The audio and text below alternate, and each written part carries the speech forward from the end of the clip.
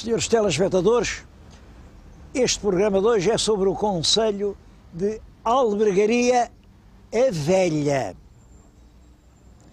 Curioso este nome porque a terra está muito longe de ser velha. Pelo contrário, é uma povoação jovem, recente, progressiva. Bom, mas há uma forte razão para que se chame Albergaria a Velha. O que é velha não é a terra, o que era velha era uma albergaria que aqui se fez, mas eu vou-lhes falar isso daqui a pouco. A Albergaria Velha é um concelho que está bem no centro do país. Olhem, deste ponto em que eu estou até a entrada do Porto são 50 km e para aquele lado até a entrada de Coimbra são outros 50 km. Bom, portanto, é realmente um ponto. Aqui pode-se dizer que se encontram o norte e o sul. O norte visigótico, o norte da Conquista, o norte dos fidalgos e o sul das grandes ordens, o sul do trigo, o sul do cereal. Bom, era nesta região que se encontravam as duas metades de Portugal. Também por outro lado um entroncamento, aqui passava a Estrada Real, a antiga Estrada Real passava aqui, e daí que aqui se tenha estabelecido sempre o núcleo de população de certo modo importante. O concelho só aparece propriamente como cabeça de concelho, é novo, aparece em 1834, já depois da Guerra Civil dos Liberais, e é até curioso porque aparece. É aquele valente Coronel Torres, que esteve na Serra do Pilar e a cuja força se deve que o Porto se tenha podido aguentar. Esse homem estava grato aqui a uns pessoas aqui da Albergaria pela valentia que tinham mostrado no combate aqui da Ponte do Voga. É um combate também, talvez lhes fale nisso ainda hoje, um combate um bocado triste. Estava-lhes grato e para mostrar o seu reconhecimento fez aqui deste pequeno lugar a sede de um pequeno concelho. Esse pequeno concelho depois foi aglutinando umas outras freguesias à volta. Bom, e hoje é um concelho importante, tem 158 km², tem 27 mil habitantes e isto representa uma população importante. 27 mil habitantes em 158 km é uma densidade muito considerável, até porque 70% do concelho é área florestal. Área florestal com umas proteções, uma é reserva disto, outra é reserva daquilo, não se pode lá fazer nada, enfim. E isso, por um lado, é um bem, porque de facto protege a natureza, e aqui é verdade que muita gente ainda vive dos recursos florestais, é verdade aqui, embora esses recursos, a palavra floresta é uma linda palavra, a gente pensa em floresta. Bom, aqui a floresta é sobretudo eucaliptal. E o eucalipto é uma árvore exótica, vem lá da Austrália, é uma árvore que não enriquece coisa nenhuma. Bom, mas em todo caso é área florestal. Pois nesses 70% de floresta, só o resto é que realmente é área rural, é área habitável. Tem 8 freguesias, das quais 3 são vilas importantes, e sobretudo é uma terra a andar para a frente. Aqui não há desânimo. Há um parque industrial extremamente rico, com perto de 300 pequenas empresas, pequenas ou grandes, tudo, onde trabalham mais de 3 mil pessoas. Aqui não há desemprego. É claro, não há desemprego para quem aprendeu a trabalhar. Isso é uma lição muito curiosa. Quem não sabe fazer nada, de facto, aqui tem dificuldade em desempregar. Agora, quem tem qualquer qualificação técnica, quem tem uma especialização, isso há sempre trabalho. E isto é uma lição. É indispensável qualificar os portugueses com habilitações profissionais. Aqui o que é preciso é saber fazer qualquer coisa. Bom, aqui quem tem alguma habilitação profissional não tem desemprego, porque há atividades industriais de muitos ramos, a metalurgia, a madeira, a cerâmica, há aqui imensas coisas sob esse aspecto, é uma terra modelo. Bom, mas eu tinha prometido que lhes falava nas razões porque isto se chama Albergaria a Velha. E a melhor maneira de explicar isso é entrar ali em frente. Estou a ver ali o edifício da Câmara. Aquele edifício é engraçado porque muitas câmaras municipais têm aquela silhueta. Aquilo é de 1890. 1890 é um período, é o reinado de Dom Carlos. Essa última década do século XIX é uma década muito progressiva, muito progressiva. Entre 1890 e 1900, o fim do século, é um tempo a andar para a frente. Por toda a parte se construiu, se fizeram estradas, se fizeram coisas. Bem, em toda a parte encontramos este tipo de câmara. Vamos lá dentro, quero-lhes mostrar uma pedra que lá está e uma pedra que conta muita coisa.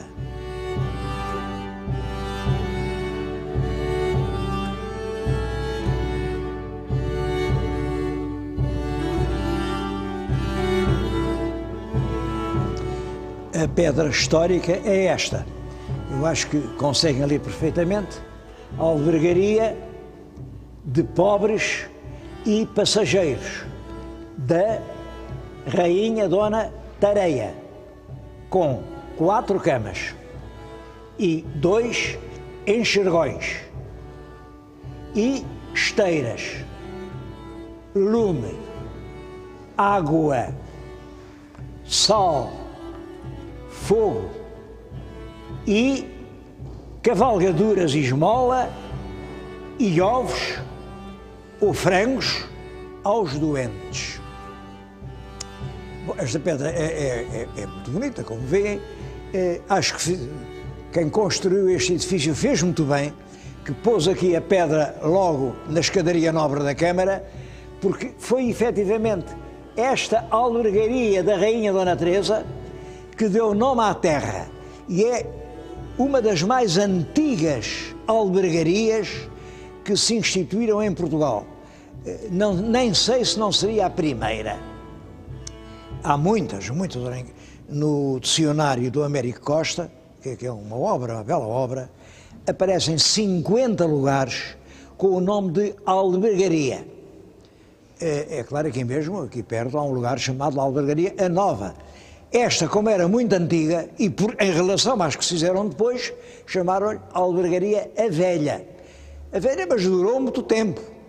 É claro, tudo com o tempo passa e se gasta, e a certa altura deixou de ser uma albergaria, passou a ser um hospital real, e foi aí, nesse hospital real, que puseram esta pedra. Isto é uma pedra que eu suponho do século XVII. Puseram esta pedra com esta cruz. Isto já é um reclame, para fazer um reclame à grande albergaria dos pobres e passageiros. Enfim, isto é já do Hospital Real. E é quando o Hospital Real, enfim, se desmorona e que a pedra vem para aqui como uma relíquia que recorda esta instituição que foi verdadeira. É claro que, além deste documento, que já é, portanto, do século XVII, há outro muito mais importante, que eu lhes vou mostrar. Vou mostrar uma reprodução, claro. Uma preciosidade destas está na Torre do Tombo. É o pergaminho pelo qual a Condessa Dona Teresa, Condessa Rainha, como ela se intitulava, que é a mãe do Dom Afonso Henriques, esta aqui, esta Dona Tareia, isto é a mãe do nosso primeiro rei. E neste documento, ela institui aqui uma albergaria, encarrega dela um fidalgo, Gonçalo Eris, e estabelece um coto. Ela marca muito bem os limites e hoje, até neste livro, este livro é muito bem feito. É o livro de uma professora, Dona Maria Alegria Marques, professora da Universidade de Coimbra, e é um livro exemplar de rigor, de boa informação, de clareza de exposição. Eu não estou habituado a ver trabalhos tão bons. Portanto, os meus parabéns a quem o fez e a quem o mandou editar. Ela conseguiu reconstituir aqui o que era o coto dado ao Gonçalo Iris para poder manter a albergaria. Devo-lhes dizer que isto, olhem, daqui a aqui são cerca de 7 km. Daqui a aqui, está aqui a escala, daqui a aqui podem ser uns 5 ou 6. Portanto, isto é cerca de 30 km quadrados. Isto pertencia ao Gonçalo Iris, em troca de ele, juntamente com a Condessa Rainha, ir fazer aqui a albergaria destinada aos pobres. Aos pobres? Não é aos pobres, era aos viandantes. Bem, recordo que nesta altura as pessoas eram todas muito religiosas e que uma das obras de misericórdia é dar pousada aos peregrinos. Não havia segurança nas estradas, a viagem era um suplício, as pessoas chegavam aqui esgotadas, cansadas. Imaginem quem fosse realmente de Coimbra para o Porto, andava 100 km e quando chegava aqui, a meio do caminho, vinha esgotado e precisava de todo em todo de um teto para dormir. E também a albergaria o que dava era pouco mais do que isso. Era um chão com palha, esta agora é das camas e dos enxergões, das esteiras, tudo isto eram modernices. Era um chão com palha, onde as pessoas dormiam, e sal, realmente davam sal para a pessoa poder cozinhar qualquer coisa. Essa ideia de dar pousada aos peregrinos que iam a Compostela ou iam a santuários, as améis, quer dizer, condutores, azamel vem de azémula, portanto, o azamel eram homens que conduziam récuas de animais com cargas, e tinham que pousar em algum sítio, era preciso dar-lhes, enfim, era uma obra de misericórdia, portanto, que Deus agradecia, era um serviço prestado a Deus, ajudar os peregrinos.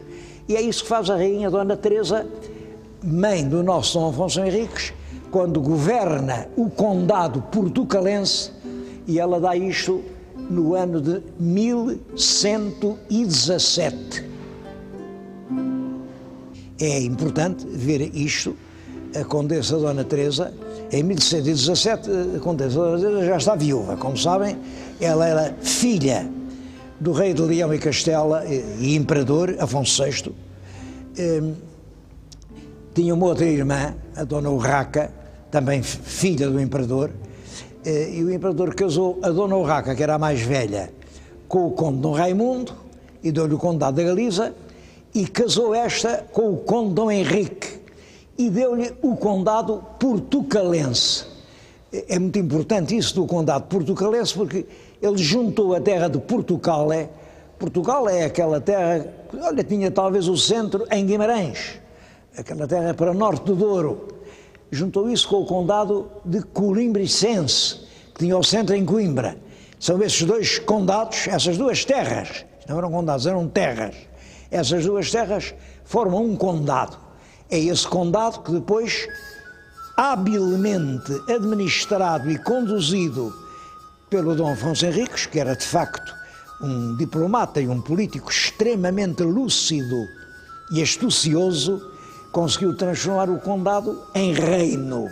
Bom, e é este reino, é o reino que hoje é este país independente que nós hoje somos. Portanto, vê-se a Condessa a tentar estabelecer a ordem, porque ela diz aqui, este documento é muito interessante. Ela aqui diz que neste ponto onde ela vai fundar esta albergaria, é curioso, está aqui ela provavelmente não saberia escrever, porque assinava assim, esta cruz com estes bicos, isto é que era o sinal com que ela assinava o seu nome. A Condessa Rainha Dona Teresa, mãe do nosso Dom Afonso Henriques, assinava assim. Diz ela que era neste sítio que matavam e roubavam as pessoas. Isto eram matas intensas, ainda com ursos, ela fala aqui nos ursos. Até quem caçasse um urso era obrigado a dar ao senhor da terra as mãos do urso. Quem caçasse um gamo era obrigado a dar ao senhor da terra as costas do gamo, quer dizer, queria realmente um coto aqui com muitos direitos do senhor da terra, e a terra era um coto muito grande, muito grande. Bom, pois isto, uma terra com ursos, com ladrões, com assassinos, é um pouco para organizar a vida e permitir aqui a passagem das récuas de Almocreves e dos peregrinos de Compostela, que a Condessa Rainha cria esta albergaria, que por ser a primeira foi chamada mais tarde Albergaria a Velha. Bom, e a terra hoje, que é uma terra nova e anda para o futuro, tem muito orgulho em se continuar a chamar Albergaria a Velha, apesar de ser, como vamos ver já a seguir, uma cidade cheia de juventude.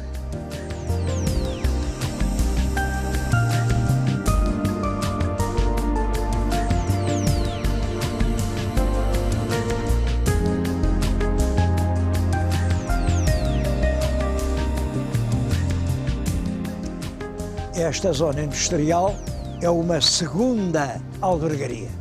Tem 150 hectares, estão aqui sediadas mais de 300 empresas que ocupam, como já disse, 3.000 pessoas. Empresas de metalurgia, de metalomecânica, de moldes, de plástico, de transportes, de fabricação de papel, de fundição, de cerâmica, de pavimentos, de tudo, de todo um pouco. Bom, e 300 empresas e não são mais, porque não há espaço. Não há espaço. Se virem lá ao fundo, há uma grande mata de eucaliptais. Se olharem para aquele lado, há outra grande mata de eucaliptais, mas aquilo são coletes de forças.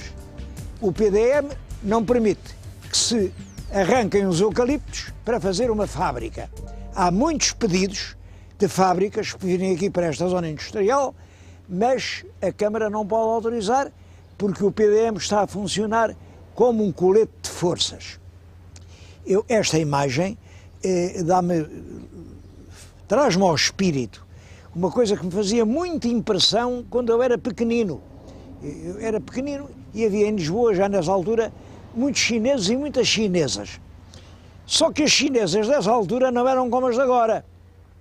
Tinham uns sapatos, um sapato chinês era assim deste tamanho, e o pé tinha de caber dentro do sapato.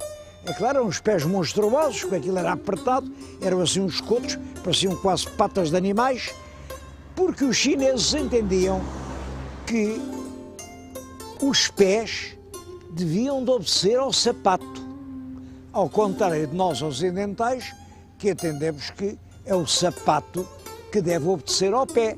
Para um pé grande, sapato grande, para um pé pequeno, sapato pequeno. Elas não. O sapato era sempre aquela coisa, e coitaditas eram monstruosas, andavam sobre cotos. Faz-me lembrar muito esta situação destes PDMs que não deixam crescer as povoações, que atrofiam e asfixiam os parques industriais e que, enfim, não deixam o país nas zonas que revelam força, coragem, vitalidade, vontade de crescer. Não, o PDM não deixa. Bom, isto preocupa-me muito, acho que é um problema a rever com urgência, esse problema dos PDMs. Este país agora só tem este palmo que vai do Algarve ao Minho, já não tem outros mundos pelos quais se estenda. Tudo isto tem que ser aproveitado. Esta é a terra que nós temos, não temos nenhuma outra.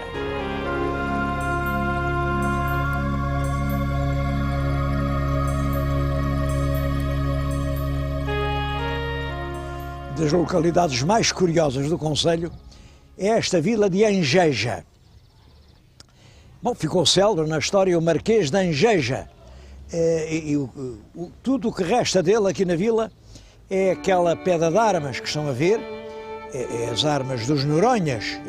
Estes Marqueses de Angeja eram da família Noronha. E dos Noronhas, de cepa real, do Conde de Guigon, eram dessa gente. Os Marqueses de Angeja foram notáveis sobretudo por isto. Quando caiu o Marquês de Pombal, foi substituído por um Marquês de Angeja. O Marquês Marquês de Angeja, que era um homem prudente, atilado, durante o tempo de Pombal, conseguiu escapar às perseguições. Pombal até julgava que o Marquês era admirador dele e servidor dele, tinha-se mostrado sempre muito admirador, muito atento, venerador e obrigado. Mas é claro, o Marquês enganou-se, porque quando a Rainha Dona Maria manda embora Pombal, e ele vai para Pombal, coitado, exilado, é este Marquês de Angeja quem vai para o governo. Já é o quinto ou sexto Marquês, já havia vários Marqueses de Angeja antes dele. Vai para o governo e acha que está tudo mal. É certo que quando Pombal abandona o governo estávamos numa época de crise, mas eles atribuíam isso, a culpa é do Pombal. Se há crise, a crise é do Pombal. Há uma grande tendência em Portugal em explicar as situações difíceis pelos homens. As pessoas não reparam que os políticos são apenas uma espécie de ponteiros do relógio. Por detrás do ponteiro há uma maquinaria e é essa maquinaria que faz andar o ponteiro. Essa maquinaria são as forças económicas, são os interesses sociais, são as conjunturas internacionais. É um conjunto de forças que escapam completamente ao poder dos homens que governam. Por isso, mas enfim, é mais simples dizer, corre mal, a culpa é do ministro. De facto, quando Pombal se vai embora, isto estava numa recessão, a culpa era fundamentalmente de que tinham deixado de chegar a Portugal os quintos do Brasil, do ouro do Brasil, e nós tínhamos habituado a viver à custa desse dinheiro que vinha de fora, que não custava nada, e quando isso faltou, é claro, isto entrou em crise. Portanto, veio o Marquês de Angeja e resolve, vamos fazer uma política oposta. E para tudo quanto o Pombal estava a fazer, faz tudo ao contrário. Chegou a parar as obras de reconstrução de Lisboa, que aliás estavam muito atrasadas, quando Pombal morreu, estavam muito atrasadas. No Terreiro de Paço só um dos lados é que estava feito. Bom, pois o Marquês de Angeja acaba tudo. E é isso que origina um ditado que ficou na história. O povo dizia, afinal, mal por mal, antes Pombal. É a lição de que, efetivamente, quando as coisas correm mal, é preciso não ser simplista. É preciso que cada governo não diga a culpa foi do outro. Não. A culpa é da estrutura pela qual somos todos os responsáveis. Quando uma coisa corre mal, somos todos, e eu não faço exceção, somos todos nós os culpados. Aqui a Terra tem uma história muito interessante por uma razão. Isto ainda fica a mais de uma légua de Aveiro. Pois bem, isto no século XII era um porto de mar. Havia aqui o Voga, fazia um grande estuário, perto de 1 quilómetro de largo, portanto era por aqui. Isto alterava completamente a fisionomia da região, completamente. E aqui era o porto, era aqui que vinham os barcos. É possível que fosse mesmo por aqui a forma mais simples. Os navios que vinham do norte para o sul entravam aqui, paravam aqui. Havia aqui certamente uma fonte junto à qual fariam aguada, e isso é que dava a importância à Angeja. Claro, depois o porto assoreou. Aqui perto, há aqui uma região ainda que chama o Areal, há aqui um lago, uma região, uma pateira porque tinha muitos patos, mas ainda por vezes, quando há cheias, aquilo se alaga completamente. Tudo isto mostra as profundas modificações do litoral português.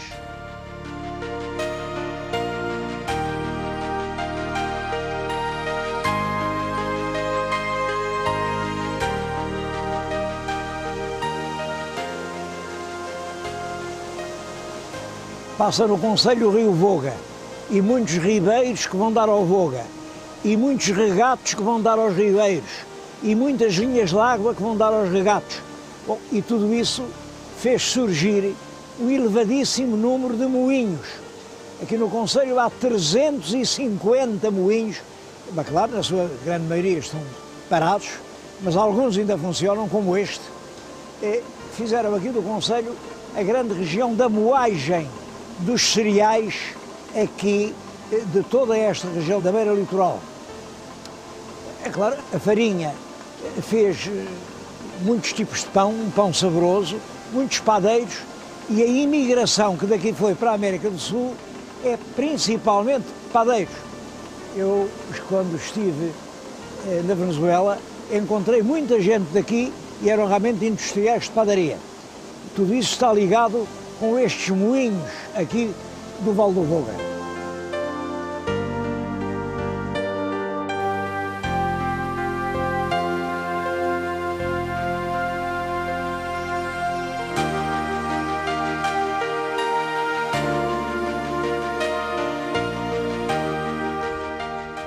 Mas aqui em Albergaria há muito mais que ver. Acho que todas as aldeias, cabeças das freguesias, merecem uma visita. Todas têm curiosidades. Eu agora estou a falar aqui junto do Rio Voga, do Baixo Voga. Esta região é um encanto, como aliás estão a ver. Se virem bem, ao fundo do rio está uma estacaria. Bom, é para apanhar lampreias. É um dos grandes atrativos da região, é a lampreia do Voga. Aqui pesca-se também muito a enguia. A caldeirada de enguias é aqui um dos pratos favoritos de Angeja. Tudo isto merece realmente uma visita e o senhor telespectador não deixe de vir até cá. Vai conhecer uma das mais progressivas, uma das mais encorajantes regiões portuguesas.